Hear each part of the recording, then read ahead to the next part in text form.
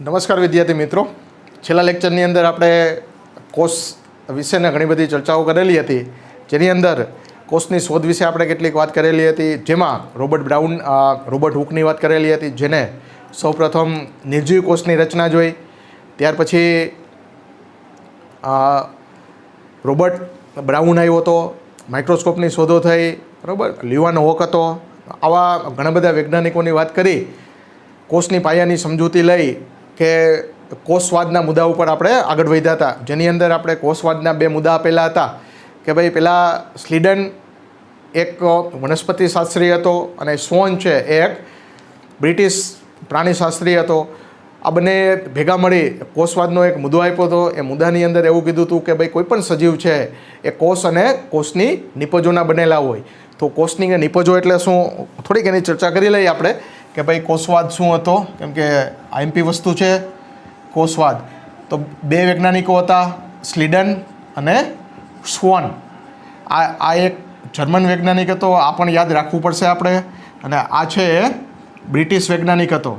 Schleiden છે વનસ્પતિ શાસ્ત્રી હતો, જ્યારે આ છે એ પ્રાણીશાસ્ત્રી હતો. આ આપને ખબર છે, બરાબર. એને પોતાના સંશોધનોને અંતે એક સ્ટેટમેન્ટ જારી કર્યું હતું, જેને કોષવાદ કહેવામાં આવે છે કે ભાઈ કોઈ પણ સજીવ છે, કોઈ પણ સજીવ એ કોષ અને કોષની નિપજોના બનેલા હોય છે.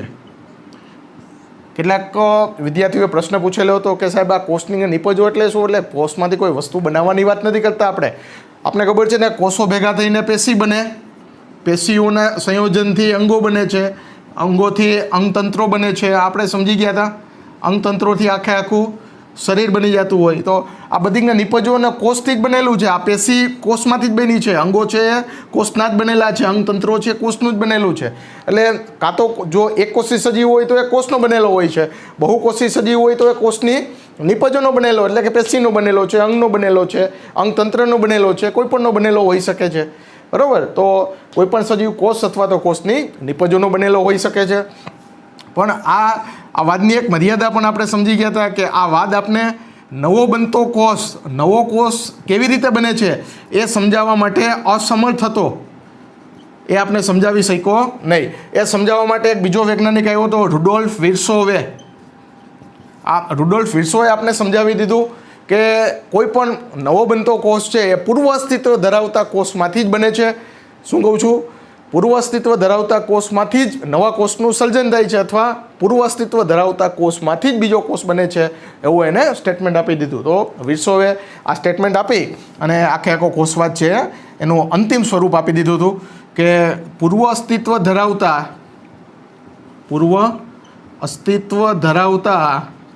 કોષમાંથી જ નવા કોષનું સર્જન થાય છે. નવા કોષનું સર્જન થાય છે, બરાબર. આ એક લેટિન વૈજ્ઞાનિક હતો. એટલે જો કેટલીક જગ્યાએ તમને કાઉન્સમાં આપેલું હશે, ઓમ્નિસ સેલ્યુલાઈ સેલ્યુલા, ઓમ્નિસ સેલ્યુલાઈ સેલ્યુલા, આવું એક વાક્ય કાઉન્સમાં આપેલું છે. હવે એમાં કોઈ કન્ફ્યુઝન થાય એવી કોઈ વસ્તુ ના હોવી જોઈએ. આજે આપણે ગુજરાતીમાં લખ્યું છે ને, પૂર્વ અસ્તિત્વ ધરાવતા કોષમાંથી જ નવા કોષનું સર્જન થાય છે, એને લેટિન ભાષામાં આવી રીતે લખાય છે, ઓમ્નિસ સેલ્યુલાઈ સેલ્યુલા. એ સ્ટેટમેન્ટ આપેલું છે વિર્સોવે. તો આ કોષવાદના મુદ્દાની આપણે વાત કરેલી હતી.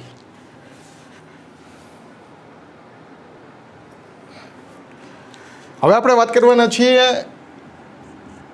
કોષના પ્રકારો. પહેલાં સમજી લઈએ આપણે કે કોષના કેટલા પ્રકારો હોય છે. હવે આ બેઝિક કોન્સેપ્ટ છે, સમજીએ આપણે. અહીં તો તમને કામ લાગશે જ નીટ માટે 11-12ની અંદર. આગલા વર્ષોની અંદર પણ આ ટોપિક તમને ઉપયોગી બનવાનો છે. તો પહેલાં તો કેટલા પ્રકારના કોષ હોય, આપણે પ્રાણીઓ સમજી લીધા, વનસ્પતિ સમજી લીધી, કાં તો એક કોષી હોય કાં તો બહુકોષી હોય. હવે આ કોષ કેવા હોય છે, તો આપણે ટેક્સ્ટબુકની અંદર બે જ શબ્દ આપેલા છે, આદિકોષ કેન્દ્રી અને સુકોષ કેન્દ્રી. આપણે બીજા બે શબ્દો પણ મેળવીએ. એની અંદર એક છે એકેરિયોટિક, એક છે એકેરિયોટિક સેલ એટલે કે કોષ. બીજું છે પેલા પ્રોકેરિયોટિક લખી પ્રોકેરિયોટિક સેલ.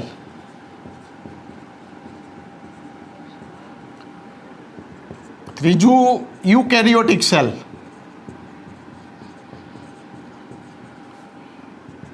અને ચોથું મેસોકેરિયોટિક સેલ.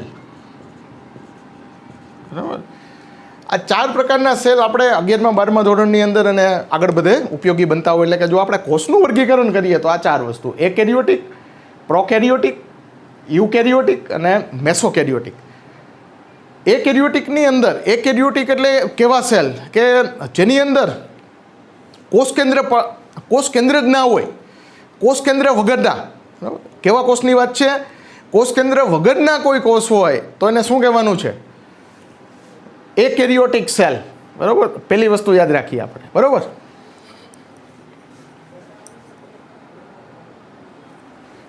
એટલે આપણે પહેલી વાત કરી એકેરિયોટિક સેલ. કેવો સેલ કીધું આપણે? કે ભાઈ જેની અંદર કોષ કેન્દ્ર ના આવેલો હોય એવો કોષ. હવે સાહેબ એવો કેવો કોષ હોય કે જેની અંદર કોષ કેન્દ્ર જ ના હોય? તો એ છે વાયરસનો કોષ. તો પહેલાં આપણે લખીએ કોષ કેન્દ્ર વગરનો કોષ, એને એકેરિયોટિક સેલ કહેવાનો છે. દાખલા તરીકે વાયરસ. દરેક વાયરસ છે એની અંદર કોષ કેન્દ્ર હોતું નથી. આપણે વાયરસની વાત કરી તમને. વાયરસ એ સજીવ અને નિર્જીવને જોડતી કડી છે. વાયરસની અંદર પોતાનું કોષ કેન્દ્ર હોતું નથી. એટલા માટે જે જ્યારે બહાર હોય છે ત્યારે પોતાના કોષનો વહીવટ કરી શકતો નથી, પોતાના કોષનું મેનેજમેન્ટ કરી શકતો નથી. એ જ્યારે કોઈ વનસ્પતિ, કોઈ પ્રાણીમાં અંદર જાય પછી જ એ પોતાનું ડેવલપમેન્ટ, પોતાની વૃદ્ધિ, વિકાસ, પ્રજનન કરી શકશે. કેમ કે એની પાસે પોતાનું કોષ કેન્દ્ર નથી. એટલે બહારની અવસ્થામાં વાતાવરણની અંદર એક નિર્જીવ છે. જ્યારે એ કોઈ પણ શરીરની અંદર પ્રવેશ કરે ત્યારે એ સજીવ થાય છે. એટલા માટે આપણે વાયરસને સજીવ અને નિર્જીવને જોડતી કડી તરીકે ઓળખેલા હતા. બરાબર. તો એક શબ્દ આટલું યાદ રાખવાનું છે, એમાં કાંઈ અઘરું નથી. એકેરિયોટિક સેલ એટલે કે કોષ કેન્દ્ર વગરનો કોષ. દાખલા તરીકે વાયરસની વાત છે. હવે આવે છે પ્રોકેરિયોટિક સેલ, જેને આપણે ગુજરાતીમાં કે શું ટેક્સ્ટબુક મુજબ વાત કરીએ તો આદિ કોષ કેન્દ્રી કોષ. આદિ કોષ કેન્દ્રી કોષ. આદિ એટલે જૂનું પૌરાણિક કોષ. સૌથી પહેલાં કયો કોષ બન્યો? તો આ પ્રોકેરિયોટિક સેલ. કે ભાઈ જેના કોષની અંદર કોષ કેન્દ્ર પટલ નહીં હોય, કોષ કેન્દ્ર ફરતે પટલ આવેલ નથી, પટેલ આવેલ હોતું નથી. એટલે કોષ કેન્દ્ર છે પણ કોષ કેન્દ્રને બાંધવા માટે જે પડદો હોય, જે પટલ હોવું જોઈએ, એ પટલ નથી. એટલે કોષ કેન્દ્રની અંદર જે દ્રવ્ય હોય એ કોષરસમાં વિખેરાઈ જાય છે. એવો કોષ જેને કહેવાનો છે પ્રોકેરિયોટિક સેલ. દાખલા તરીકે સાહેબ એ કયા કોષ છે? તો બેક્ટેરિયાનો કોષ. ટૂંકમાં બેક્ટેરિયા જે છે એ બધા આદિકોષ કેન્દ્રી છે. આપણે સમજી ગયા છીએ બીજા ચેપ્ટરની અંદર જૈવિક આગળના વર્ગીકરણના ચેપ્ટરની અંદર આપણે આની વાત કરેલી હતી.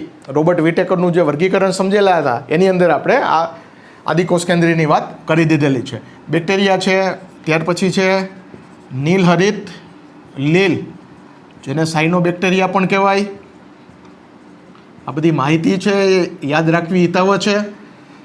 અથવાનું બીજું નામ છે બ્લુ ગ્રીન આલ્ગી, અને બીજીએ તરીકે પણ ઓળખવામાં આવે છે. જો આવી રીતે પ્રશ્ન બનાવી અને જુદી જુદી રીતે આપણે ડિસ્ટર્બ કરી દેતા હોય છે. ટેક્સ્ટબુકની અંદર આપેલું જ હશે, ક્યાંક ને ક્યાંક બીજીએનું નામ આવ્યું જ હોય, ન આવ્યું હોય તો યાદ રાખીએ.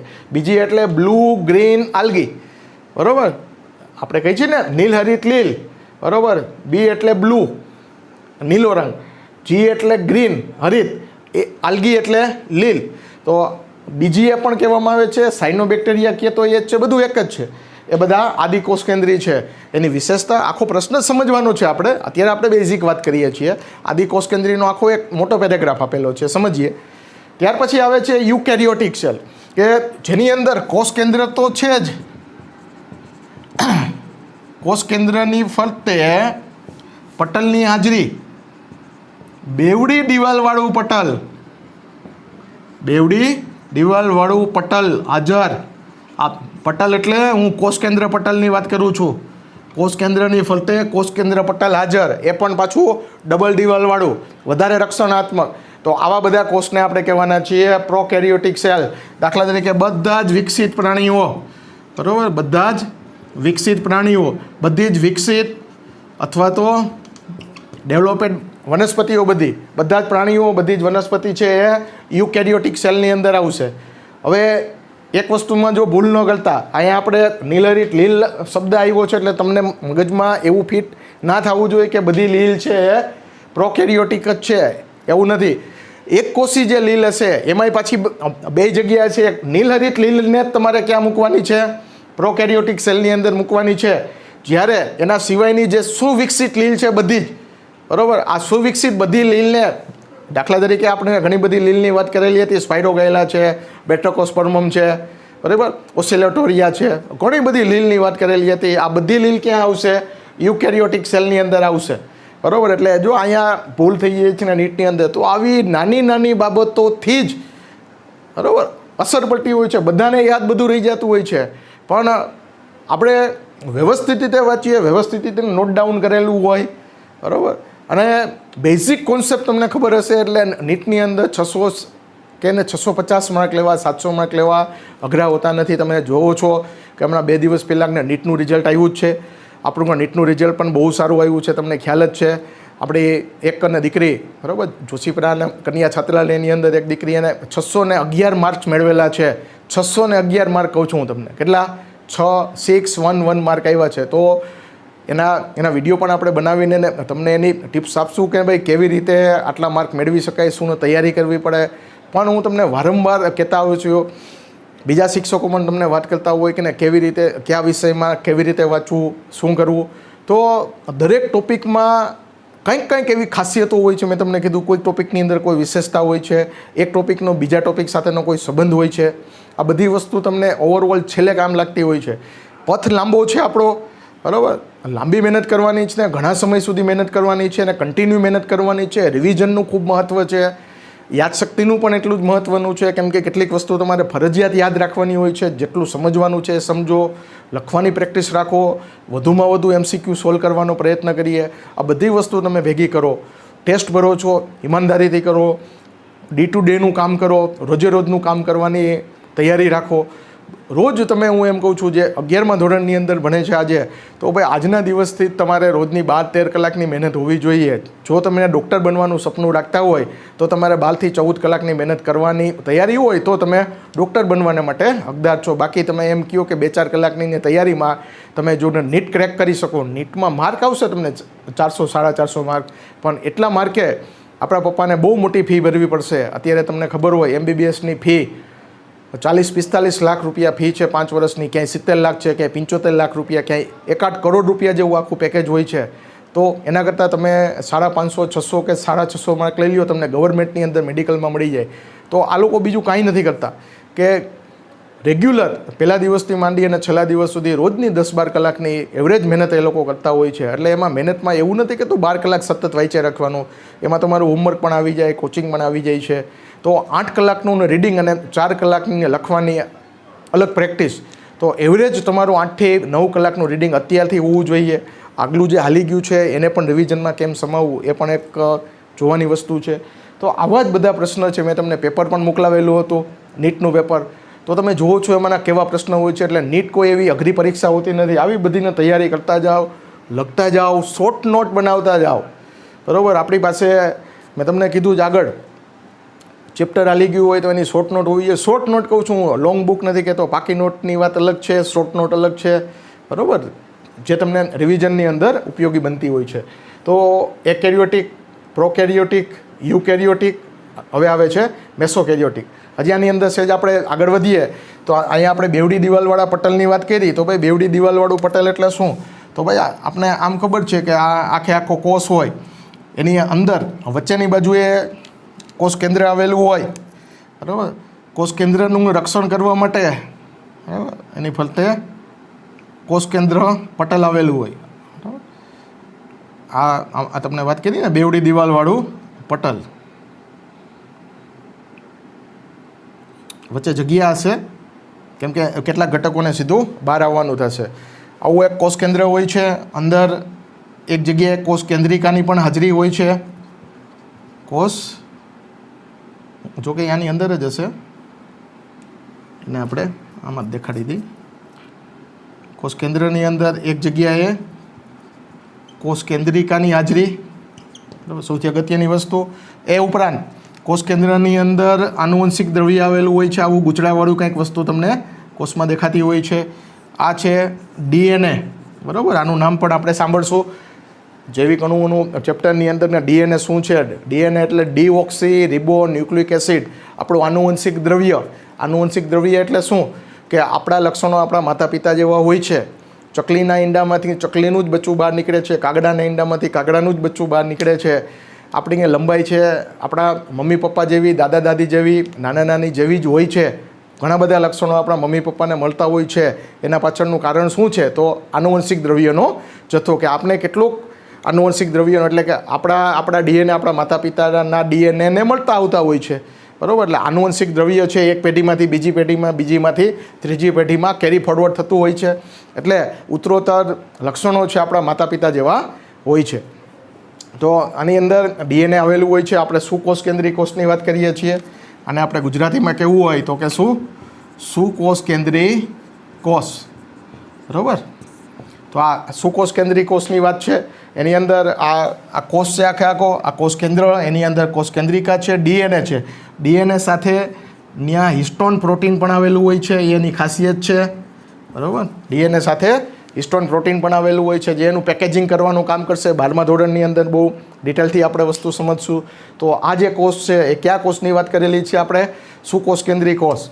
એની અંદર સુકોષ કેન્દ્રી કોષની અંદર હજી આપણે વાત કરીએ તો અર્ધ તરલ, બધું તમે ભણીને આવ્યા છો કે અહીંયા કોષ રસ આવેલો હોય છે, બરાબર. તો આ જે કોષરસ છે એ લખીએ આપણે, કોષરસ એ અર્ધ તરલ છે, લિક્વિડ જેવું છે.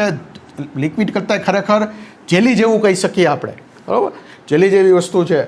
કોષની બધી જ ક્રિયા છે એ ક્રિયા ક્યાં થવાની છે? કોષ રસની અંદર. બધી જ પ્રક્રિયાઓ ક્યાં થશે? કોષ રસની અંદર. અને આ બધી પ્રક્રિયાઓ કરશે કોણ? કોષ કેન્દ્ર. શું? કોષ કેન્દ્ર છે એ કોષનું મગજ છે. કોષ કેન્દ્ર એ શું છે? કોષનું મગજ. કોષ કેન્દ્ર કોષ રસ પાસે બધી ક્રિયા કરાવશે. કેમ કે કોષ રસની અંદર જુદી જુદી અંગિકાઓ આવેલી છે. આ અંગિકાઓના નામ તમે સાંભળેલા હોય છે. દાખલા તરીકે, બરાબર, કોષ કેન્દ્ર તો નહીં લખીએ આપણે, હરિતકણનું નામ તમે સાંભળેલું હોય. હરિતકણ, રિબોઝોમ્સ, ગોલ્ગી કાય, અંતઃકોષરસ જાળ, કણાભસૂત્ર, બરાબર, તારાકાય. ઘણી બધી અંગિકાઓની આપણે અહીંયા વાત કરવાના છીએ, બરાબર. આ બધી અંગિકાઓને જુદા જુદા કાર્ય કરશે. આમાંથી જેમ જેમ આપણે એને જુદી જુદી અંગિકાઓને સમજતા જશું એમ તમારે એક પ્રશ્ન બનાવવાનો થશે. એમાંથી કેટલીક અંગિકાઓ છે એ દિવાલ એટલે કે પટલથી આવૃત હશે, બરાબર. આની અંદર આ જે કોષરસ કર્યું એ કોષરસની અંદર જુદી જુદી અંગિકાઓની હાજરી હોય.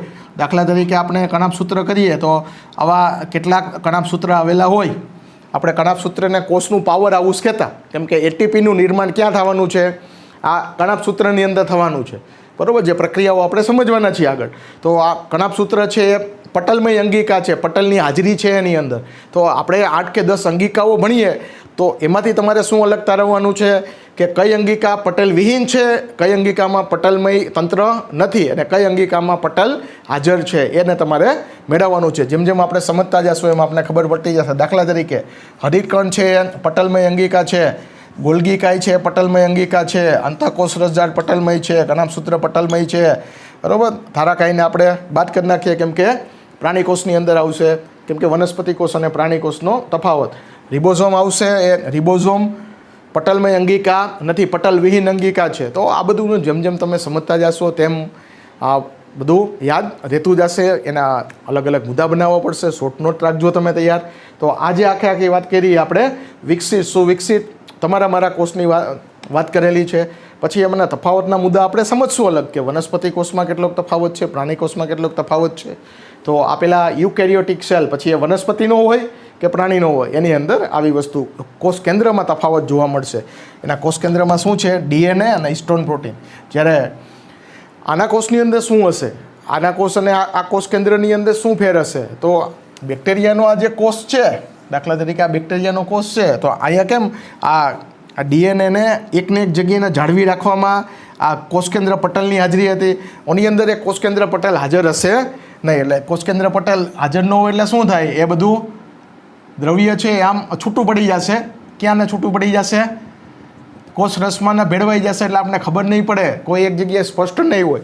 અને એનું જે ડીએનએ છે એ વલયાકાર ડીએનએ બનાવી નાખશે, એટલે કંઈક આવું ડીએનએ બની જશે આમ, બરાબર. આવા ગોળ ડીએનએ બની જશે. જે કેવા ડીએનએ કહેશું આપણે 12મા ધોરણની અંદર વલયાકાર ડીએનએ બની જાય છે, બરાબર. આ ડીએનએ વલયાકાર ડીએનએ બની જાય એની અંદર, અને આની અંદર કોષકેન્દ્ર પટલનો ફેર જોવા મળે છે, બરાબર. તો આ વસ્તુ છે.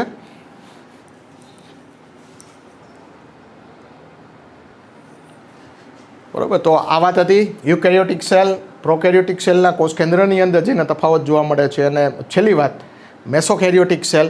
આ જે મેસોકેરિયોટિક સેલ છે એ આના જેવો સેમ, એટલે બહુ કાંઈ તફાવત નથી. એક જ તફાવત છે કે મેસોકેરિયોટિક સેલની અંદર માત્ર ડીએનએ આવેલું હોય છે, ત્યાં હિસ્ટોન પ્રોટીન આવેલું હોતું નથી. એટલે હિસ્ટોન પ્રોટીન વગરનો સુકોષકેન્દ્રી કોષ એટલે મેસોકેરિયોટિક સેલ, બરાબર. તો આ 4 પ્રકારના જુદા જુદા સેલ બાયોલોજીની અંદર ક્યાંક ને ક્યાંક તમને આડા જોવા મળતા હોય. આપણે ખાસ અહીંયા 2 જ પ્રકારના કોષની વાત કરવાની છે, આદિકોષકેન્દ્રી કોષ અને સુકોષકેન્દ્રી કોષ. વાયરસને આપણે વાયરસની ચર્ચા કરી ગયા છીએ આપણે, છતાં 12મા ધોરણની અંદર જે માનવમાં થતા રોગો વિશે વાત આવશે ત્યારે એસ દ્વારા થતા 1-2 રોગોની આપણે વાત કરવાના છીએ. ખાસ આપણે આ ચેપ્ટરની અંદર આદિકોષકેન્દ્રી કોષ અને સુકોષકેન્દ્રી કોષ સમજવાના છીએ.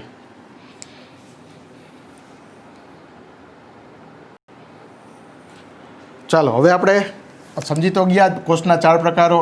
એની અંદરથી આપણે પહેલાં વાત કરવાના છીએ ટેક્સ્ટબુક મુજબ, એનસીઈઆરટી મુજબ વાત કરીએ તો કોષકેન્દ્રી કોષ એટલે કે આપણે એને શું કીધું અંગ્રેજીમાં, યુકેરિયોટિક સેલ. જો આવા શબ્દો તમે યાદ રાખજો, આગળ ભલે તમે ગમે ત્યાં ભણવા જશો, આગલું બધું સ્ટડી તમારે અંગ્રેજીની અંદર જ કરવાનું છે. તો આવા બધા શબ્દ આવડતા હશે તો વધારે ફાયદો થશે આગળ. પણ અહીં પણ સુકોષકેન્દ્રી કોષ, તો કોષકેન્દ્રી કોષની અંદર આપણે કીધું જ કે ભાઈ ત્યાં કોષકેન્દ્ર આવેલું હોય, કોષકેન્દ્ર હાજર, કોષકેન્દ્ર પટલ આવેલું. આ કોષકેન્દ્રની અંદર શું આવેલું છે તો કે ભાઈને ડીએનએ આવેલું છે, ઉપરાંત એક વધારાનું હિસ્ટોન પ્રોટીન પણ આવેલું છે, બરાબર. આ આપણે વાત કરી. તો સુયોજિત કોષકેન્દ્રની હાજરી, હું ખાસ લખું છું સુયોજિત કોષકેન્દ્રની હાજરી. સુયોજિત એટલે સારામાં સારું કોષકેન્દ્ર જે આપણે બતાવ્યું હતું, બરાબર. કોષકેન્દ્રિકાની હાજરી, ડીએનએ અને હિસ્ટોન પ્રોટીનની હાજરી, કોષકેન્દ્ર પટલની હાજરી, આવા કોષકેન્દ્રને કહેવાય સુયોજિત કોષકેન્દ્ર. એની હાજરી એ યુકેરિયોટિક સેલની એટલે કે સુકોષકેન્દ્રી કોષની લાક્ષણિકતા છે. સુકોષકેન્દ્રી કોષની લાક્ષણિકતા કહી શકાય એને, બરાબર. શું ભાઈ લાક્ષણિકતા છે તો કે આવું કોષકેન્દ્ર, બેવડી દિવાલવાળા કોષકેન્દ્રની હાજરી એ આ સુકોષકેન્દ્રી કોષની લાક્ષણિકતા કહી શકાય. હવે વનસ્પતિ કોષ પણ હોઈ શકે અને પ્રાણી કોષ પણ હોઈ શકે છે. વનસ્પતિ કોષની જો આપણે વાત કરીએ તો પહેલાં આપણે આ દિવાલની વાત કરીએ તો આ કોષ છે એ આપણે આમ જોઈ તો વનસ્પતિનો અને પ્રાણીનો કોષની વાત કરીએ, વનસ્પતિ અને પ્રાણી, તો એની અંદર શું ફેલ હોય છે તો કે દિવાલની અંદર શું ફેલ હોય આપણે ખબર છે. વનસ્પતિ કોષની અંદર આ દાખલા તરીકે એક વનસ્પતિ કોષ છે તો આ બહારનો ભાગ થયો એની કોષ દિવાલ, અંદર યુકેરિયોટિક કોષ છે એટલે આવી રીતે કોષકેન્દ્ર પટલ હાજર. અંદર શું આવેલું છે ભાઈ તો કે ડીએનએ અને હિસ્ટોન પ્રોટીન આવેલું છે, કોષકેન્દ્રિકાની હાજરી, બરાબર. બીજું અહીંયા બધે શું આવેલું હશે ભાઈ, કોષરસ આવેલું હશે. આ કોષરસ કેવો હોય છે આપને ખબર છે, અર્ધ તરલ કોષરસ આવેલો હોય છે. એની અંદર જુદી જુદી અંગિકાઓ આવેલી હોય છે. આ કોષરસની ફરતે ખાસ યાદ રાખજો, આ કોષરસની ફરતે એક દિવાલ આવેલી હશે, એ દિવાલને આપણે કહેશું કોષરસ સ્તર. શું કહેવાના છીએ? કોષરસ સ્તર. તો બધા આના નામ જોઈ લઈએ આપણે. આ જે ભાગ છે, હું વનસ્પતિ કોષની વાત કરું છું, આ છે કોષ દિવાલ. કોષ દિવાલ પછી એક બીજી દિવાલ આવે છે, એ છે કોષરસ ફરતે આવેલું સ્તર છે એટલે કોષરસ સ્તર કહેવાનું છે. અંદરની બાજુએ શું આવેલું છે ને જોવો જોઈએ ભાઈ, અંદરની બાજુએ અર્ધ તરલ કોષરસ આવેલો છે. આ કોષરસની અંદર શું હોય ભાઈ, તો કે કોષરસની અંદર જુદી જુદી અંગિકાઓ આવેલી હોય. કઈ કઈ અંગિકાઓ આવેલી હતી તો એના નામ આપણે આપ્યા. કણાભસૂત્ર છે, ગોલ્ગી કાય છે, લાઇસોઝાઇમ છે, રિબોઝોમ છે, અંતઃકોષરસ ઝાડ છે. આવી બધી અંગિકાઓ છે. એમાંથી કેટલીક પટલમય છે, કેટલીક પટલવિહીન છે. પટલવિહીનની અંદર તમારે એક જ અંગિકા યાદ રાખવાની છે, એ છે રિબોઝોમ, કે જે પટલવિહીન છે. બાકી મોટાભાગની છે એ પટલયુક્ત અંગિકાઓ સુકોષ કેન્દ્રી કોષની અંદર જોવા મળતી હોય છે. બાકી આ છે એ કોષ કેન્દ્ર છે. આ બધી વસ્તુ આપણે હવે ખબર હોય. તો વનસ્પતિ કોષની આકૃતિ કંઈક આવી બને. સૌથી બહાર સખત અને મજબૂત નિર્જીવ કોષ દિવાલ આવેલી હોય છે, જે સેલ્યુલોઝની પણ બનેલી હોઈ શકે છે અથવા સેલ્યુલોઝ સિવાયના કોઈ ઘટકની પણ હોઈ શકે. પણ આપણે વનસ્પતિ કોષની વાત કરીએ એટલે આપણે સેલ્યુલોઝ જ કહેશું કે ભાઈ આ કોષ દિવાલ સેલ્યુલોઝની બનેલી હોય છે અને નિર્જીવ હોય છે. આવી કંઈક રચના છે વનસ્પતિની અંદર જોવા મળતી હોય છે. જ્યારે પ્રાણીની અંદર આપણે ખબર છે પ્રાણી કોષની અંદર કોષ દિવાલ હોતી નથી. તો પ્રાણી કોષની અંદર સીધું શું આવી જશે, આ કોષ દિવાલ એક નહીં આવે, એના સિવાય આ બધી વસ્તુ આવશે. કોષ દિવાલને તમે કાઢી નાખો, એ બધી વસ્તુ ક્યાં આવવાની છે, પ્રાણી કોષની અંદર આવવાની છે.